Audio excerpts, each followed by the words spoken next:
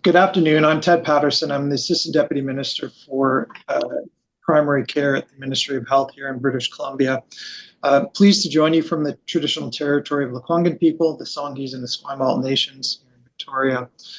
Sorry I couldn't be there in person. Obviously, as the ADM for Primary Care, this topic is more than near and dear to my heart. It's my job as an administrator, health administrator, but also the, I guess, the stepson of a family doctor, a father, a patient myself. And so I too take this deeply personally and seriously.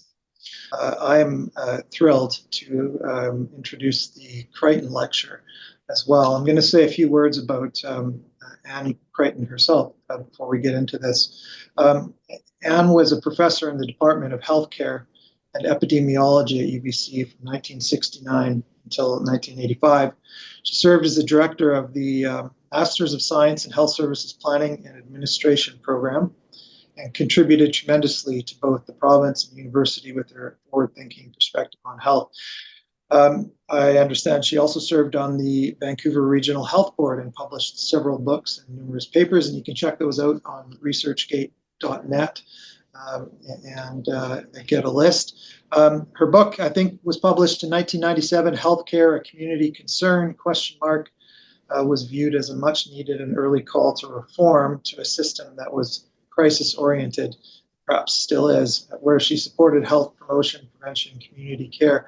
Dr. Crichton was an early advocate for community-based models, educating future policy leaders on the importance of addressing socioeconomic determinants of health.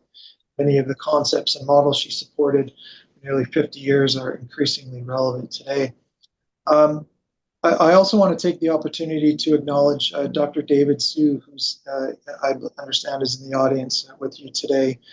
Dr. Sue has created an endowed fund in Anne's name to support this lecture series, and for that we're grateful. So thank you, David. You can read more about the fundraising for the program. I think there's for the series, I think there's a QR code in your program, or you can find it online as well. Now on to Dr. Monica Aggarwal, this year's Anne Crichton Lecturer. Monica is an assistant professor at the Dalla Lana School of Public Health and the Department of Family and Community Medicine at the U of T. Both her research and her passions for primary and community health services and policy are well aligned with the work of Anne, which I've just described. She's recognized as one of Canada's foremost experts in primary care systems across Canada, and her work is dedicated to generating evidence that drives policy change, leading to better outcomes for patients, communities, healthcare professionals, and the system as a whole. And I have had opportunity over the past couple of years to participate in that in some way, and we're going to hear a little bit about the results of some of that work. The title of her lecture is also the title of an article which appeared in the Millbank Quarterly, I believe in 2023, recently, which she co-authored along with Brian Hutchison, Raham Abdel Halim, and Ross Baker, called Building High-Performing Primary Care Systems. After a decade of policy change, is Canada walking the talk? With that, I will turn things over to Dr. Aggarwal. And after Dr. Aggarwal has concluded, our aim is to have some time, I understand, for a few questions. And you'll see my technological incompetence with Slido shortly, potentially. So Dr. Aggarwal, pleased to welcome you. Over to you.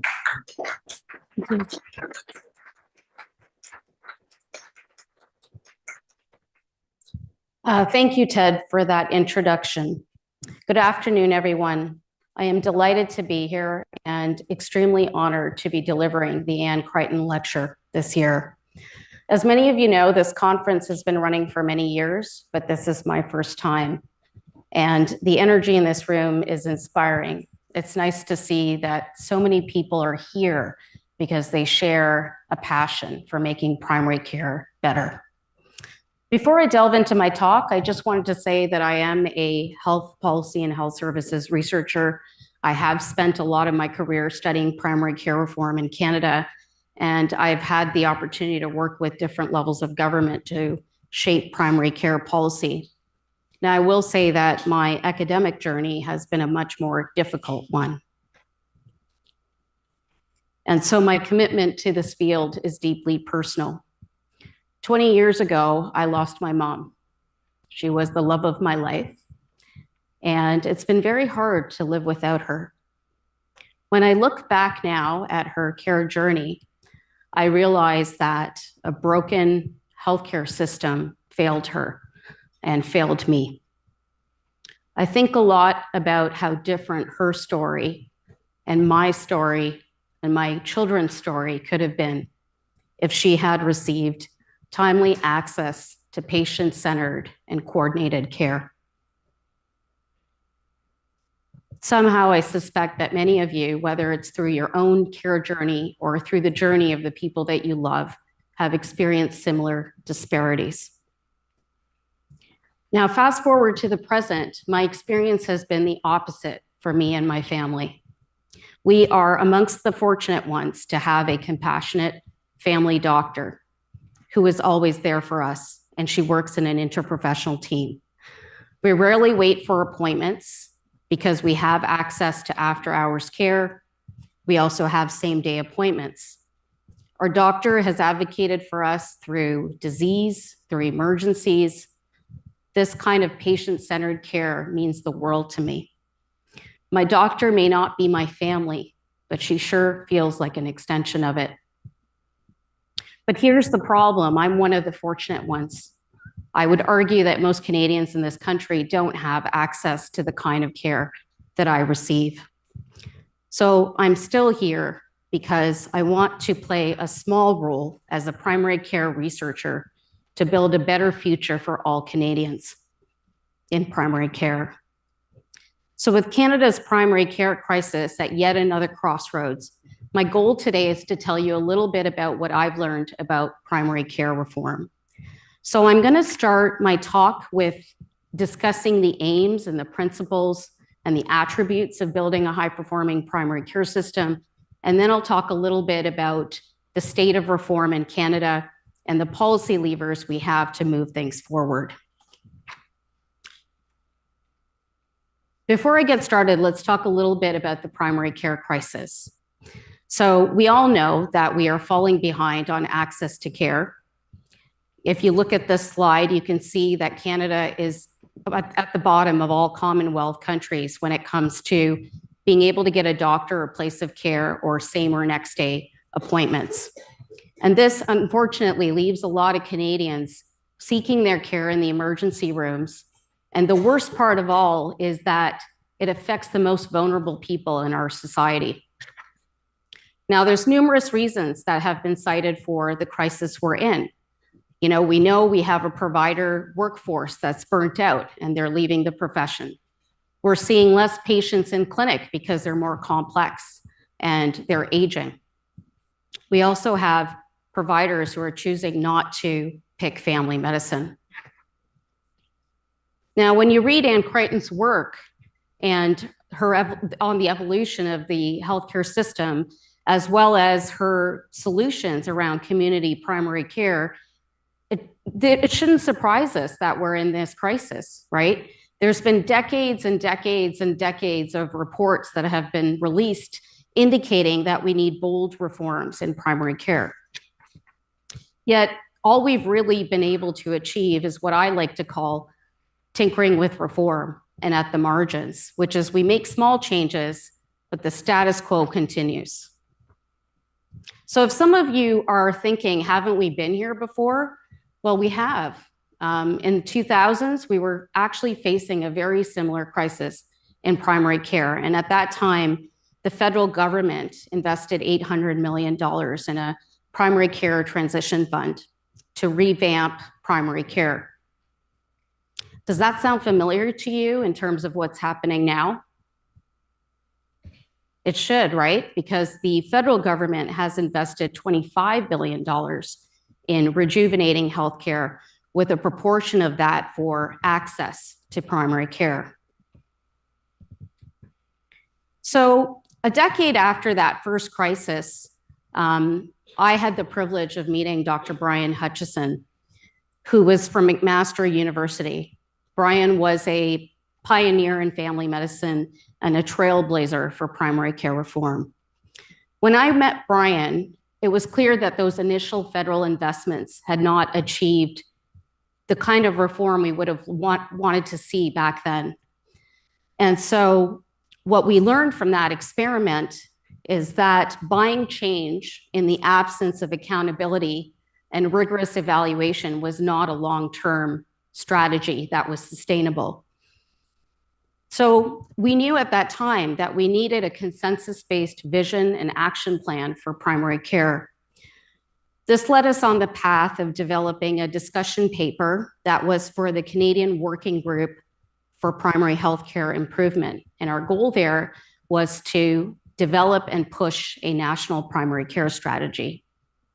Now, the first thing we needed to answer was, what is primary care reform? Right now, you'll hear people talking about reform differently. Some people talk about it as a goal, so that's to achieve perhaps 100% patient attachment. Other people are talking about it as a principle, so guaranteeing that everybody has medically necessary primary care. Others are talking about it as an approach, so it's team-based care. And then others are saying it's some kind of standard. So with all these interpretations of this, it's not always clear what we're trying to achieve.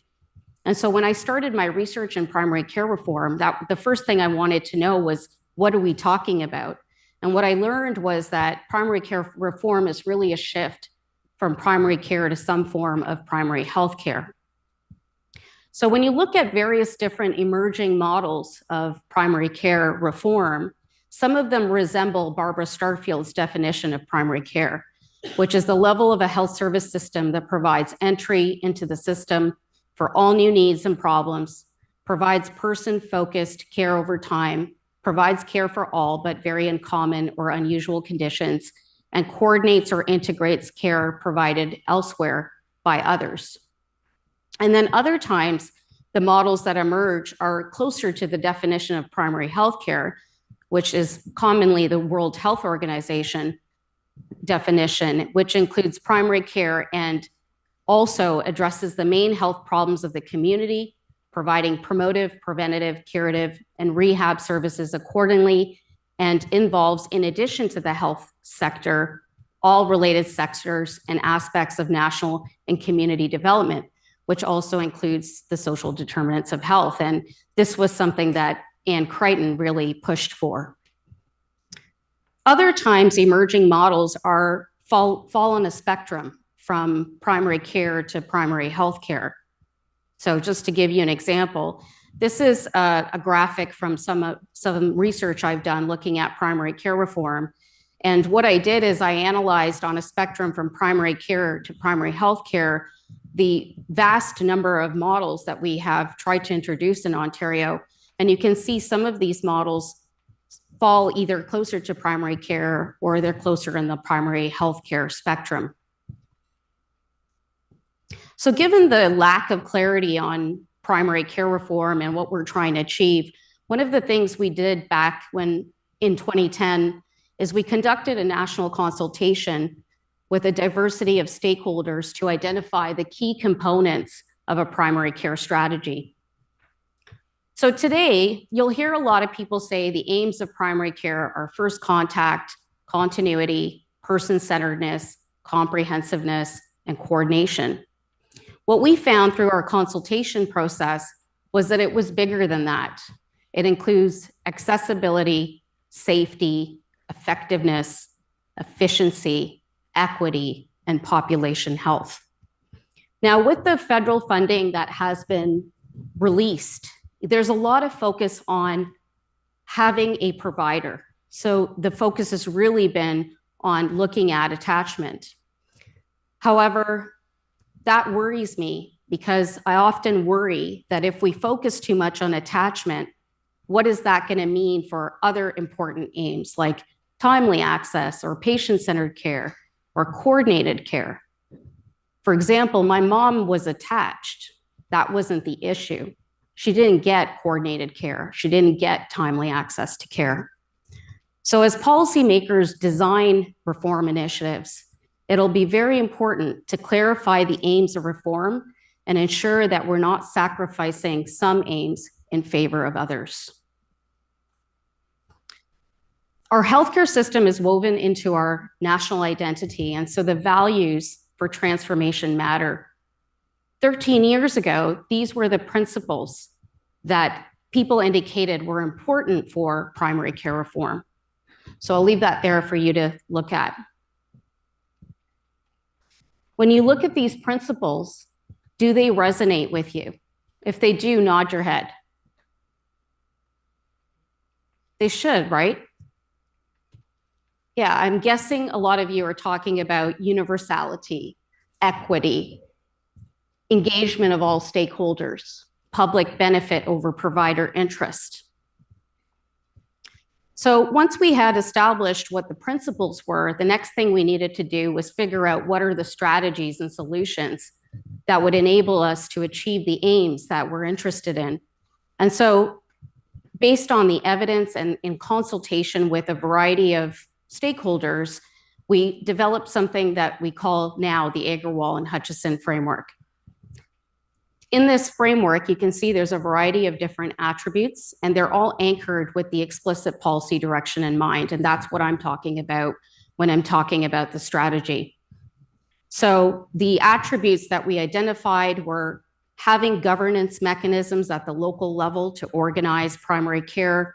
And then those organizations can play a role in coordination, integration, and partnerships with other sectors, interprofessional teams, funding and provider payment models that are aligned with system goals, patient enrollment, health information technology that effectively supports patients and providers, patient and citizen engagement, ongoing performance measurement at all levels.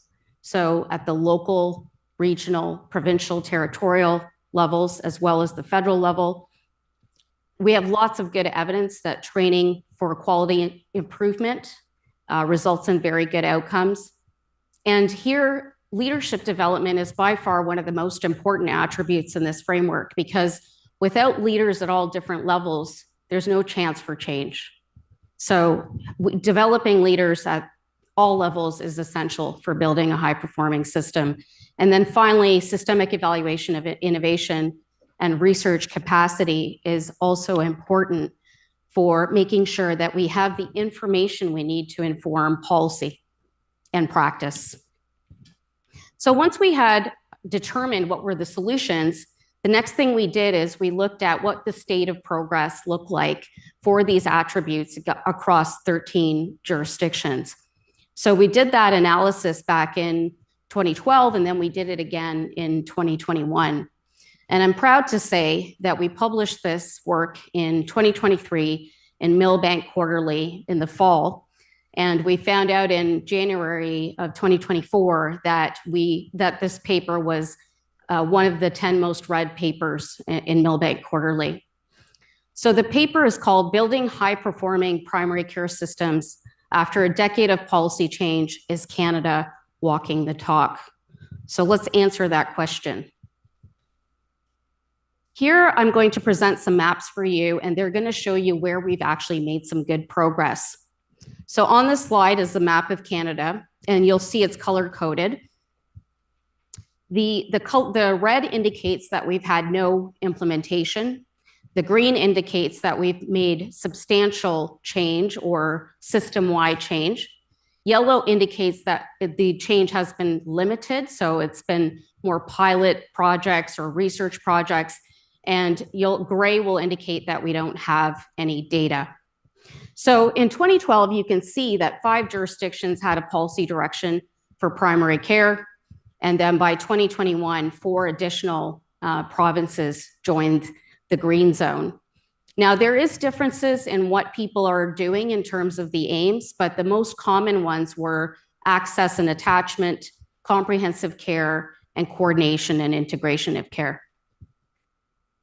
Moving to interprofessional teams, you can see 4 jurisdictions back in 2012 had made some good progress here. And then by 2021, 2 other jurisdictions had implemented team-based models, and 2 were on the path of doing that. Now, I will say that the models that are emerging across the country are extremely variable. They are different in payment models. They're different in terms of the types of providers in the models. The governance mechanisms vary. The funding also varies for IHPs. In some cases, it's to the practice. In other cases, it's regional resources. Scope of services vary, as well as the population served. So there's a lot of variability across the country. Health information technology. So this represents EMR adoption. In 2012, you can see the whole country was red, which is kind of hard to believe now, right? When you think about it. And then by 2019, most of the country had turned green, and the numbers continue to go up here. So we've made good progress here. Training and support for quality improvement. 4 jurisdictions had made good progress here. And then by the time we hit 2021, we had the maritime provinces that had joined the green zone. So again, there was variability in how these are structured. The supports are different. The eligibility for the models is different, as well as the professional involvement. So on this slide, I've just summarized the results of the overarching study. The blue represents the zones that we've made the most progress. The yellow indicates we've made less progress, so governance, coordination, funding, and patient enrollments. And the areas we've made the least impact is ongoing performance measurement, patient and citizen engagement, leadership development, evaluation, as well as research. We are moving in the right direction, though. You know, we have made some progress. 4 jurisdictions have made the most progress on implementing these attributes, but no jurisdiction has implemented all the attributes. So the conclusion we made was that Canada is not walking the talk, and that change has been slow, incremental, and fragmented. And back in 2012, and again more recently, we said that we needed a national primary care strategy for Canada. And this would need to be accompanied by a performance measurement framework, as well as the data infrastructure that we were talking about earlier. We also recommended investments by the federal government for the attributes of primary care reform, and that these would need to be accompanied by jurisdictional business plans, as well as requirements for performance measurement, accountability, and evaluation. Now, I know some of you might be thinking, like, this is great, Monica, like, good idea, but we're in the middle of a crisis. So how is waiting around for a national perfect plan going to help us now? And that's a really good question. I do recognize that we can't wait for this national strategy, but I still think we need to keep pushing for it as a long-term solution. So how do we break free from Groundhog Day in primary care? So I still say that we need to have a policy direction in each province. That's the first step. And I know I keep saying that, but it amazes me how often we'll start patching holes in the healthcare system without really having a clear understanding of where we're going and how we're going to get there. So that's important. And I have to emphasize the importance that this has to be consensus-based. It cannot be driven by just one provider. It needs to include everybody in that dialogue, including patients and citizens, et cetera.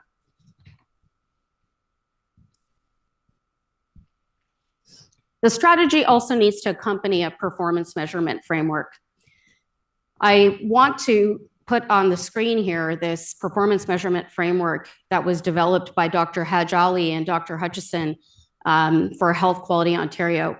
It's a really good framework because what it does is it identifies consensus-based measures for all the aims that I talked about earlier. And it provides these measures at both the systems level and practice level. So it's a good example of the kind of framework we would want to have. Now, I know that resources are constrained and there's only so much we can do with the investments that the federal government has made. But if I had one piece of advice, I would say that we need to invest in the careful design of team-based care. This can be multiple models. It could be one model. There's really no one size that fits all. And the good news is that we are definitely moving in that direction across the country. However, my research tells a cautionary tale. So on this slide, what I've done is I've summarized some preliminary results that look at the impact of various models across the country. They include nurse practitioner-led clinics, community health centers, family health teams in Ontario, primary care networks in Alberta, and family medicine groups. And on the left side, you can see the various different outcomes that were measured in the various studies. So green indicates that we've made some progress. Red indicates that we haven't made so much progress. Yellow indicates that the results are mixed. Gray is we don't have any evidence, and blue indicates that there's been no change. Now, we do have to look at these with caution because it's based on a small number of studies. But what I really want you to get out of this is the fact that we don't have a single model that's turned green. And so these results have always kind of perplexed me, right? In an environment where we're all talking about the need to move towards team-based care. And so I've often wondered, are we designing these properly? Are we putting in the right processes? And so when you look at team collaboration and team functioning evidence, you can see the results are mixed. Now, one of my observations in looking at the team models that are coming out across the country is that we'll often fund organizations and practices to adopt interprofessional healthcare providers, and then we'll magically expect them to become high functioning. Does that make sense to you? Would we expect the Toronto Raptors to win the championship without proper leadership or a coach, proper training, teamwork, rewards? Right? So why do we expect that in primary care if we don't provide the appropriate supports?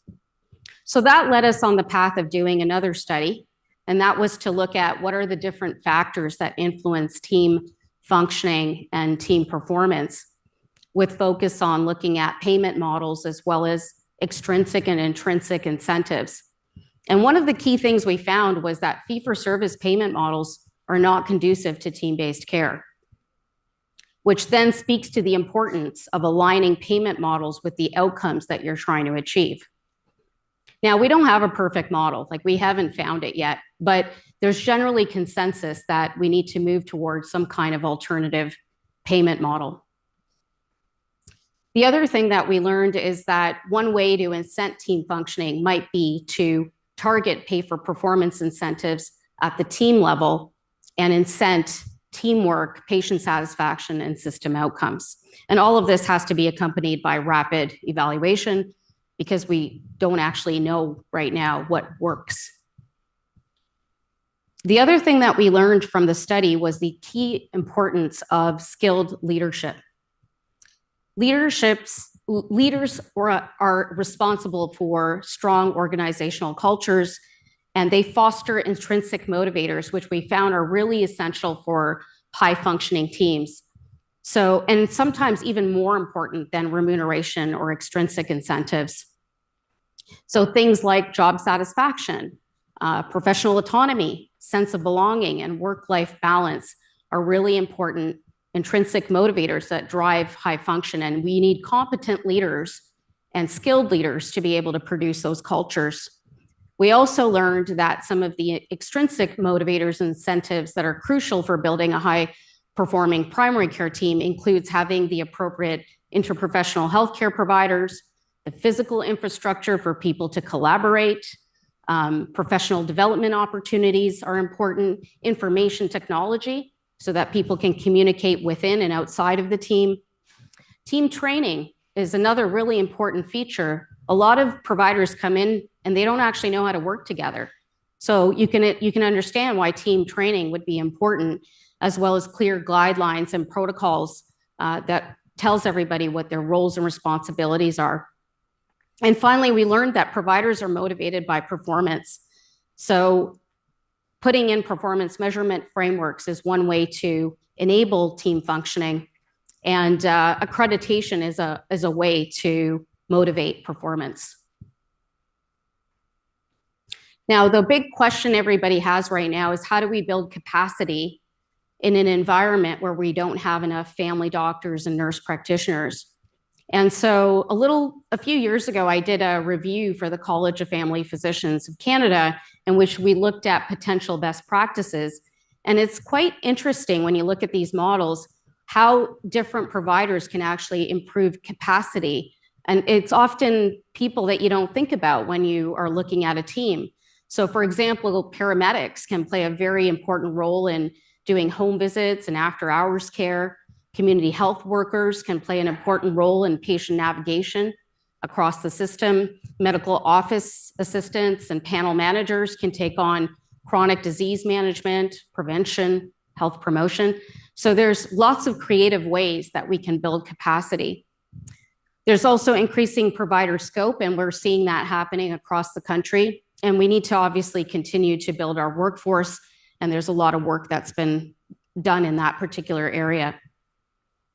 The other thing we need to do is we need documentation on who is attached to a provider, right? So that is patient enrollment.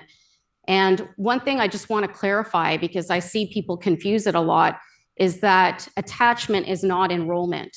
Attachment is the affiliation or the relationship you have with a provider, whereas enrollment is the process, a formalized process by which you establish that relationship and establish accountability for that relationship. Now, everybody is talking right now about attachment and how you define it. And so on behalf of the federal, provincial, territorial digital table, I had the opportunity to work on developing a definition for patient-provider attachment. And this was published in the Canadian Family Physician. The definition we came up with was provider-patient attachment is the confirmed and documented affiliation between a patient and a regular primary care provider, clinician, i.e. family physician or nurse practitioner, et cetera, or combination of clinician and care team or practice, in which the primary care provider is responsible for providing longitudinal and continuous care to the patient via any delivery channel, enabled by provider access to patient health information. So I know that's a really long definition, but we try to consider all the components that are important there. But what I really want you to get out of that definition is that every patient needs to have a quarterback, because when everyone is responsible, no one is responsible.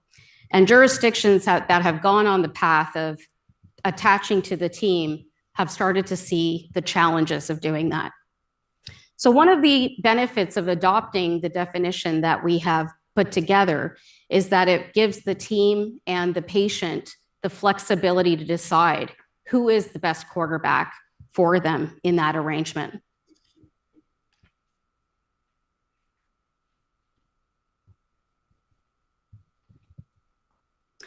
The other thing I can't emphasize enough is the important role that health information technology and digital tools will play. I know I have colleagues here who are going to be talking about that later, but there's a really important role here in terms of building capacity, because it can help reduce administrative burden. It allows for integration with other parts of the system. It allows for access to in remote areas, as well as with vulnerable populations. So I've put some examples there of different technologies that can be used. And then obviously patient and citizen engagement. We don't do a very good job on this, and there's a lot more we can be doing to engage people in their own care, as well as in the design of services. And there's some examples there on the screen. I also want to emphasize the important role of evaluation and research, and we heard that earlier in the session. I'm just putting on the screen some preliminary results from a study we did, which we haven't published yet. But what we did is we looked at primary care innovations across Canada. We found 109 of them. And then we looked at the evidence of impact for all 109. And believe it or not, 34 of them had no evidence, and 47 had less than 4 studies. So clearly you can't make any definitive conclusions about these innovations. These results clearly show that we don't invest enough in research and in evaluation. And this runs the risk of making mistakes, wasting resources, and ultimately repeating Groundhog Day again in primary care. Now, the last thing I wanted to talk about was the importance of having regional structures that can organize primary care in a local community. And we felt this a lot during COVID in jurisdictions that don't have these structures, because it made it very difficult to organize primary care and respond to the emergency.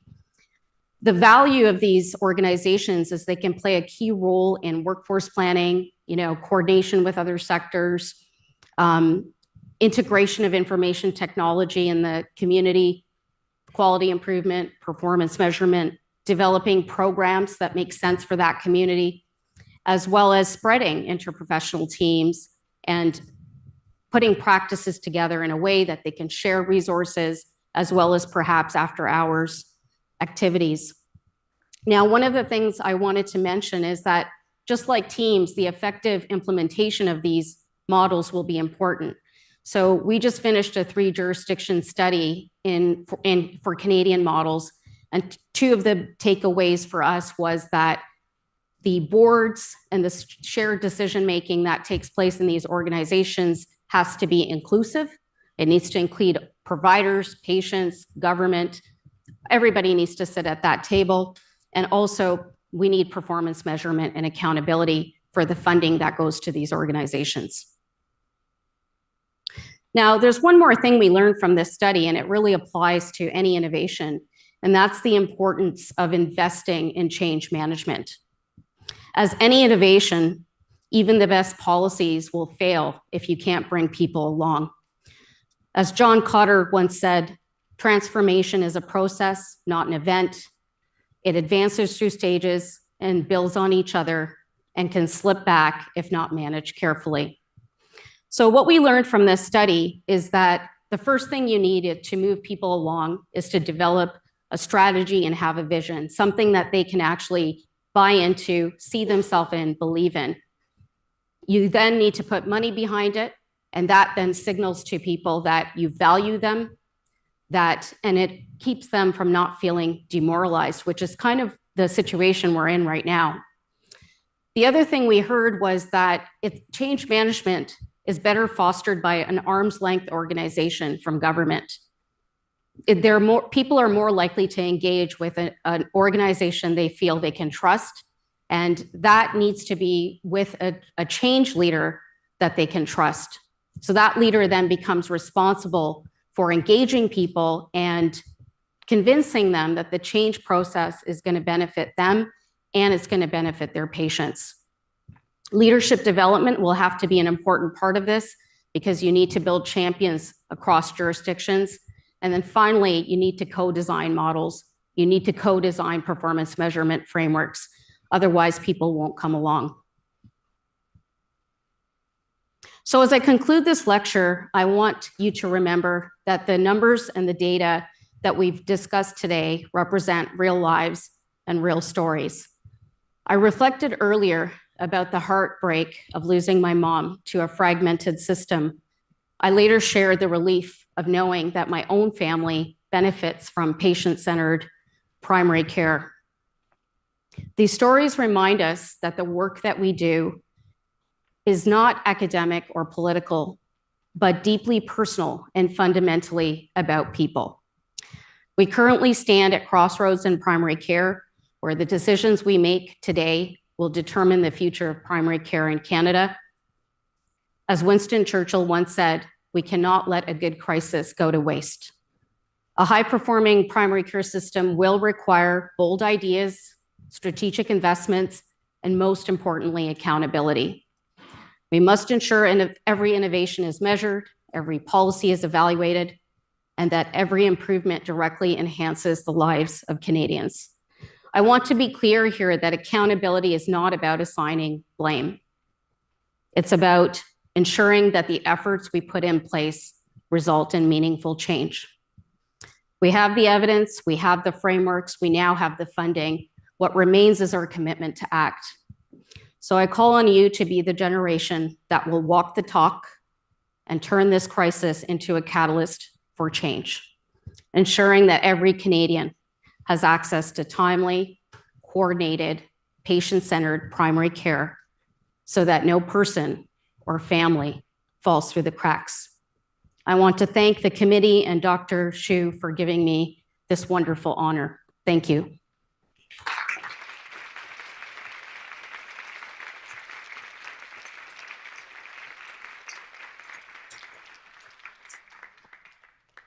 I just wanted to thank Monica for her presentation. I have to say, as a health bureaucrat, I guess, for lack of a better term, I often read articles and immediately, as soon as I read them, I find them out of date and inaccurate and unfair and miss the things that we're doing and miss the X, Y, and Z. However, I've read the article a number of times and I actually found it fair. I found it very balanced. And there was a lot that resonated with me, which I'll talk about in a second before we get into questions. I'll use the chair's prerogative maybe to start with one. You spoke in the article and in the presentation a fair amount about performance measurement, and that's one of the elements that really rang true for me. I wonder what your thoughts are and why we have, and it aligns with some of the questions in the Slido, which I'll refer to as well. Why do you think it is? There are multiple perspectives here, but why are we, scared of performance measurement? Why have we not been more upfront about measuring things and being accountable with generating value for the investments we're making? I think that's a question for the policymakers, but I would think that some of the challenges with performance measurement is getting the buy-in of the professionals that you're going to measure. I've seen lots of different contracts for different models, and I often see that there's no real metrics in there for performance measurement. And so I think sometimes the issues between the medical associations and government is really the reason we're not able to put these performance measures in and accountability. And we really need to move that culture, right? Like we've had a system with very little performance measurement and accountability, and we really need to move towards at least starting with some kind of performance metrics. We have to be fair in that whatever we put forward has to be feasible. So we need to be able to collect accurate data, but we also don't want to bombard people with so many metrics that they don't actually tell us anything. So that's why I mentioned as part of the change management process, we really need to co-design these performance measurement frameworks with the people that it affects so that they will actually participate. One of the challenges we actually have, and I don't think people realize it, is that in jurisdictions where they are doing some performance measurement, it's actually voluntary, right? We don't actually force people to do it. A lot of times it's like whoever wants to do it does it, but it's not necessarily the entire group of physicians in a practice that are doing that performance measurement. So we need to start adding requirements that will make it mandated for people to do that. I don't know if that answered your question, but I think that's the biggest challenge is that a lot of that performance measurement comes into contracts, with different providers. Yeah, it's a good point, and I think often there's a fear that it's punitive if we're going to measure things, and we've got to make it okay to measure things for everybody. I think, as you say. I'm just going to go to the Slido here for a second, and the votes are bouncing around in terms of the question. Fee for service has seemed to jump to the top, but one of them that I found interesting was someone mentioned that the green is reflected as work is happening and positive momentum. But are there changes that you've encountered from your perspective that have been negative? I'm not sure how you would color code that. But things that have happened that you characterize as not positive changes. I think that some of the things, going back now, I think some of the things I saw happening is that in some jurisdictions where they had a policy direction, they pulled that direction. So that was sort of a negative thing. In some cases, people had quality improvement support, and then they pulled that funding. So where we saw negative things happening, it's where people decided to disband some of the things that they were initially doing. Right. Another one of the questions that seems to be getting a lot of votes. I wonder if there are a lot of government people in the room from around the country, but it's about fee for service and how do you get doctors to move away from fee for service when it's friendly to them? And I can say in our province, I never thought in my lifetime I would see doctors en masse move away from the fee for service model, but they did. In British Columbia, we created it still does have a volume-based element, but within a year, we had about 4,000 doctors move on to a new compensation model. But for the rest of the country, and I know that there's lots of capitation and contracts and things going on, but do you still see fee-for-service as a part of the psychology of family medicine and primary care across the country, or is that shifting? Well, most of the country is still on fee for service. I hate to break that to all of us, which is unfortunate. I think I can only speak to the Ontario experience. If you look at most of the provinces, Ontario is really the one that's moved furthest away from fee for service models. And I was actually around during the time that that reform was taking place. And I think what really made it happen was we had a really robust leadership at all different levels, right? So in the government, there was an understanding we needed to move away from this. There was an understanding even within the medical association. We had very prominent researchers like Dr. Hutchison and Dr. Glazier, who were all involved in this. And then we had clinical champions at the practice level. So it was almost like the perfect storm of people who came together and started to push for reform. And when I was talking earlier about that agency and having that change management agency, that's what the federal or the provincial government did. They put an independent organization in place, and that organization had a physician champion who went around the province and convinced people to move. And when people started to move, they started to see the value of it, right? Over time, it started to become something. So it's like, you start small and then it started spreading all over the place. And then they introduced team-based care, which, it increased adoption even more, all of this being incremental, but that approach really did work. So it's about putting in the right leadership, putting in the change agency, building trust with physicians, showing them the value, because at the point when we actually got to team-based care, the government decided to shut it down. And that's when people were very upset because they could see the value. Now, we did invest in it. Okay, compensations did go up for doctors, right? So that is definitely a lever that you can use to entice people. And I think that's what you've done here in BC. The compensation has gone up quite significantly from what I understand. So that's definitely a lever. But the team-based model also demonstrated the value of having other providers to support you. Excellent. You mentioned the federal government a number of times and participating in federal provincial committees, and I'm familiar with the attachment definition, that work that you did. Can you speak a little bit about that, the role of both federal and provincial governments and federal and national partners in creating a national strategy? Some would argue it's in terms of jurisdictional issues, it's maybe as a provincial bureaucrat, the knee-jerk reaction would be to say that's ours, we got it, and you stay over there. But can you talk a little bit about the role of working together across the federation, as it were? Yeah, I mean, our institutional structures are really the reason why we're so behind on primary care. My observation is that we have 13 different systems. They're all doing different things. You saw the variability in all the different initiatives, and there's no cross-jurisdictional learning, right? I mean, we have we have so many different models emerging. We have no idea if they actually work. We're not actually learning from each other. So for me, we need to unite the country on what are the actual aims that we're trying to achieve. Let's at least agree on that. What are the strategies? What are the investments we need to put in place?